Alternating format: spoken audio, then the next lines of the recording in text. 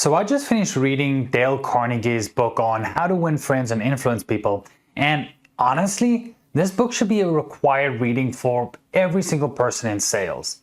Now, today in this video, I'm going to basically break down the principles that matters most for closers, setters, and honestly, anybody selling a high ticket or any business owner for that sake. And I'm also going to be breaking down why most salespeople are doing the exact opposite of what Carnegie teaches in his book. So basically what I'm going to do is I'm going to summarize the entire book in this video with the main concepts so you don't have to read it. Now, the first concept I want to talk about is actually giving a shit about your prospect. Now, let me start with the biggest principle from the book that, applies to sales, which is you genuinely have to care about people. And there's a misconception, right, where a lot of salespeople will pretend like they give a shit. They'll ask targeting questions. But remember, people can sense bullshit. You don't need to pretend, or you shouldn't pretend to care. You need to actually care. Right? And Carnegie talks about, how the most influential people are the ones that, take a sincere interest in others. And in sales, you know this just as well as I do, that is everything in sales, right? Now, here's what I personally see all the time. And this is specifically where closers who are just going through the motions, right? They ask discovery questions because they're supposed to, not because they actually want to know the answers, right? You know this if you're watching this as a closer, as a sales manager, even as a founder who's taking your sales yourself, right? You probably have a list of questions that you ask on every single call, and you cycle through those questions regardless of what the prospect tells you, right? Number one, this is not the best attitude to have in sales because you need to be sincere and genuine and actually listen to what the prospect is saying and care about them, right? Now, a lot of closers, they're simply thinking about the commission while the prospect is talking, about their business struggles, right? And trust me, the prospect can feel this. They basically can see that you're just checking boxes and you're just, getting through your pitch, right? And that's not going to get you one step closer to your sale. Now, Carnegie was right? And he basically said that you cannot fake genuine interest. People see right through that bullshit, especially in this day and age when, there's a quote unquote saying that we are in a trust recession, which is true, right? Now, all that means is that people trust people less and less every single day, right? And if you try to fake that you genuinely care about somebody and you basically faking that you have interest in them, they can feel that and it's not going to go down well, right? For example, I had a call recently where the prospect said something about, they were struggling with their team. And instead of moving to, the next question that I had on my list of, the checklist that I had to go through on a sales call, I actually stopped and asked them more about it, right? And I asked them questions like, what's going on with the team and, how long has this been happening and how is it affecting you personally, right?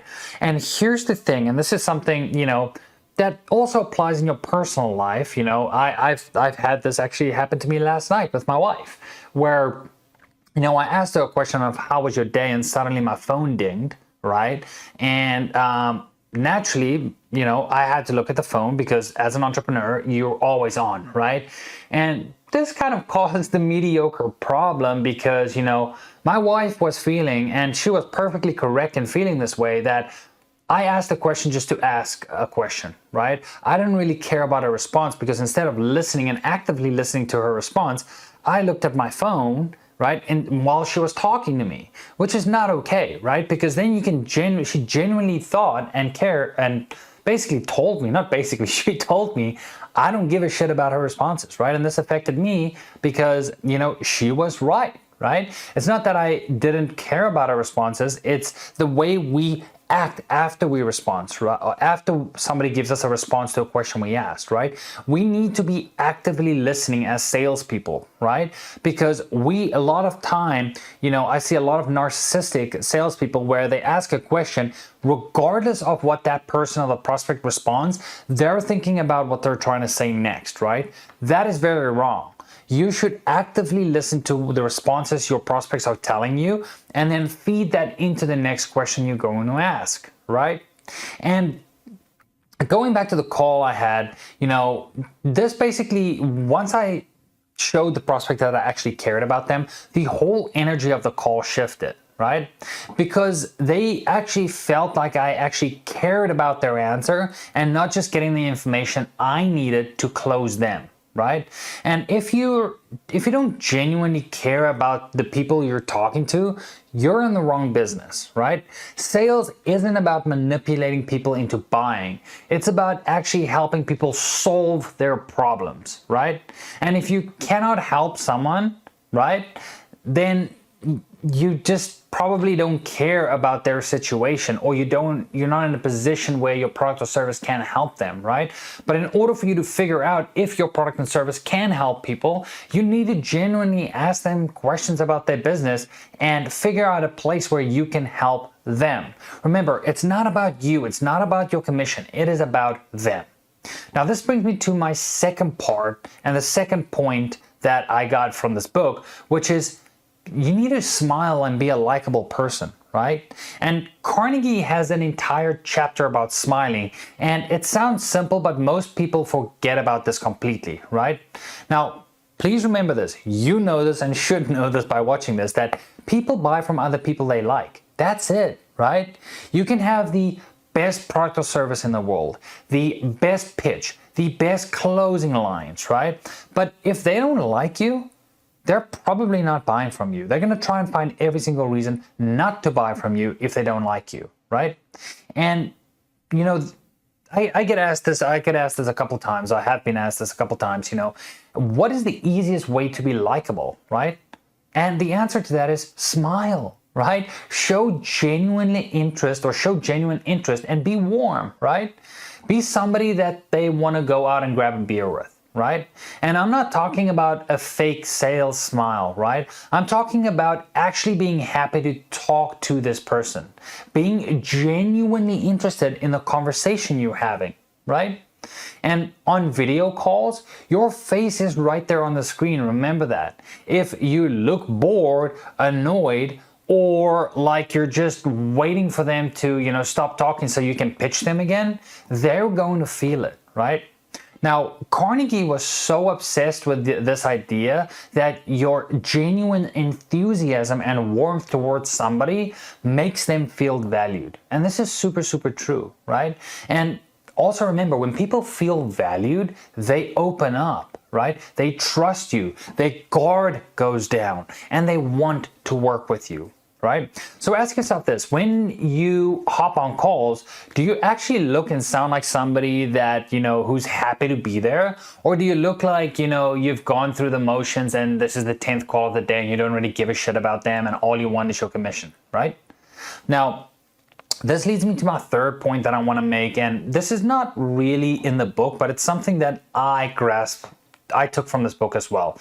And this is what I like to call, the commission breath problem. Now, like I mentioned, Carnegie doesn't explicitly talk about this, but it's implied in everything that he teaches. You cannot be desperate. And again, this is something that I call and preach. I basically call it the commission breath, right? And it's when a salesperson is so focused on their freaking commission that the prospect can smell it from a mile away, right? Now, you've probably experienced this on the other side, right? You walk into a car dealership and the salesman person is basically drooling by the mouth because they need to hit their quota, right? How does that make you feel, right? For me personally, I immediately want to leave the place, right? Now, the same thing happens on sales calls. When somebody can sense that you're just trying to get your commission, right? They feel like they're being sold to. Their guard goes up after that, and they start looking for reasons to say no, right? Now, Carnegie's whole philosophy is about making people feel important and valued, right?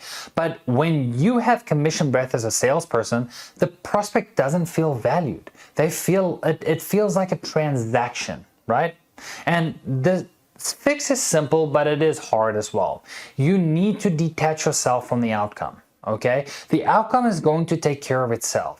You cannot control the outcome. As so many fucking gurus would say, right? Like, oh, I have the best closing line, I have this closing line. At the end of the day, most of those objection handling lines, They are commission breath lines, right?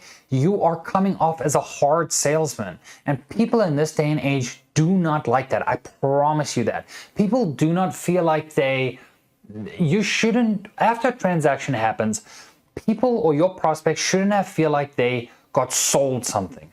They need to feel like they bought something, right? Big difference between the two.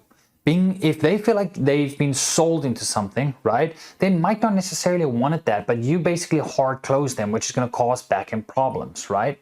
If they feel like they bought something, it feels like they made the decision to move forward. And it's your job as a closer, right, or as a salesperson to guide them through the path so that they ultimately make that decision, right? And they feel like they make that decision, right?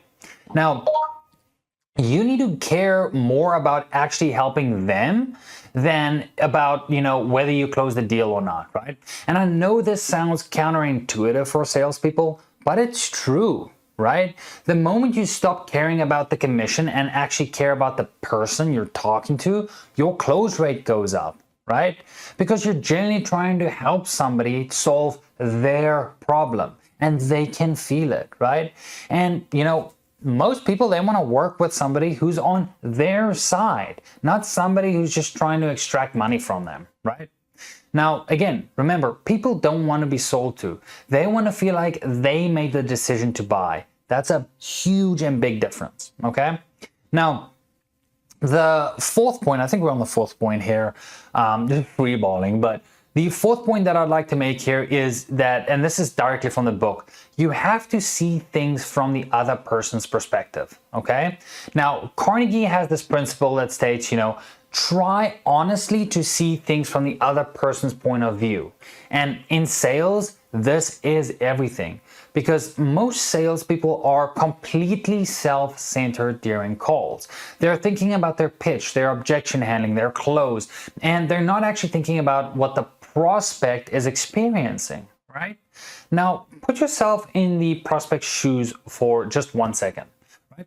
They're probably on their 4th or 5th sales call for the month, and everybody sounds the freaking same. Everybody's promising results. Everybody, wants their money, and they're going to end up being skeptical, right? They're tired. They're probably, burned. They've probably been burnt before by somebody who overpromised and underdelivered, right? This is a huge problem in this day and age, right? And now you're hopping on the call with them and you're being just like everybody else, right? How is that going to work out for you, right? Or are you actually seeing the situation from their perspective and adjusting how you show up, right? When you genuinely understand what they're going through, right? Some things like the pressure that they're under, the challenges that they're facing, the fear that they have about making the wrong decision, your entire approach changes, right?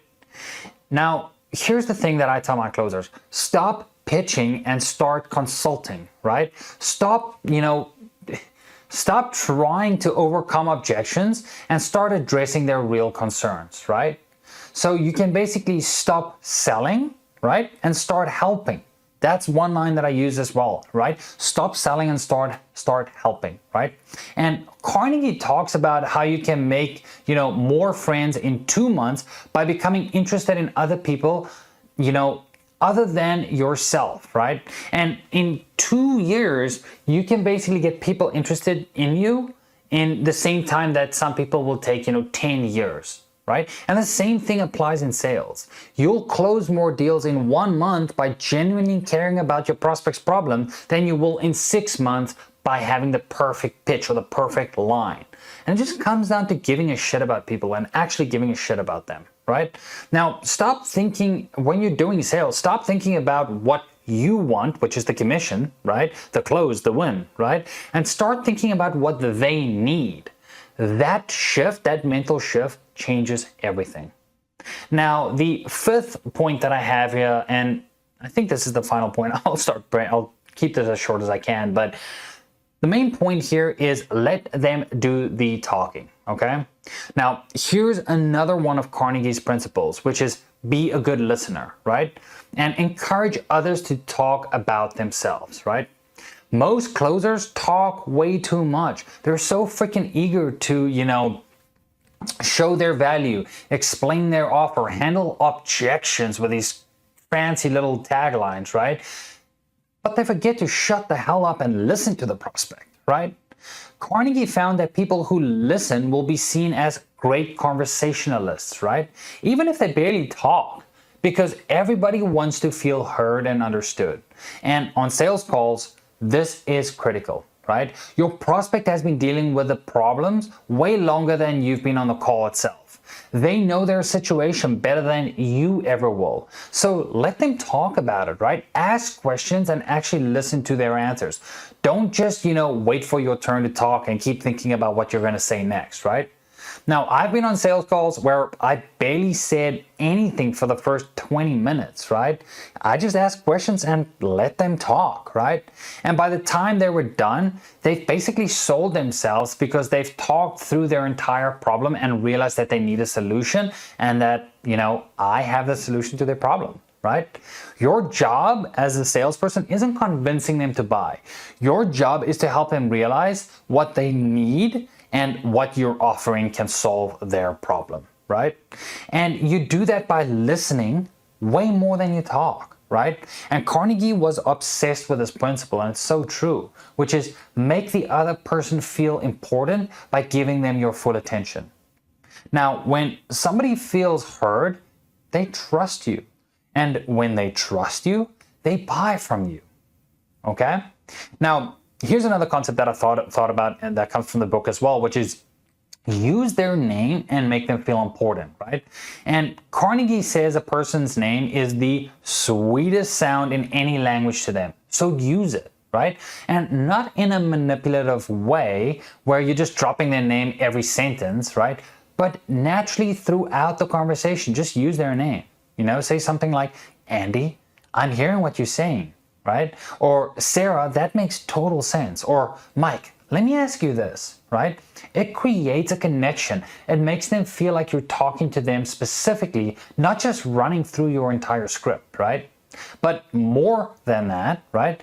You're basically making them feel important. And Carnegie's whole book is about making people feel valued and significant and important. And in sales, this means treating every prospect like they're your most important call of the day. Not like they're just a number, number 7 on your calendar between lunch and your afternoon coffee, right? Speaking of, I need my afternoon coffee, but I digress. When somebody feels important, and this is a good point as well, when somebody feels important, they are going to give you your full attention, right? And when they feel like they're just another prospect, they're going to check out mentally. Okay. Now, the way you make somebody feel is just as important as what you say, and maybe even more important, if you ask me. Now, look, if you haven't read the book, How to Win Friends and Influence People, give it a read, honestly. It's short, it's easy, and it will change how you approach every conversation you have from here on out. But the main takeaways for salespeople are simple. Actually care about other people. Be genuinely interested in them, listen more than you talk, and see things from other people's perspective and make them feel important and understood.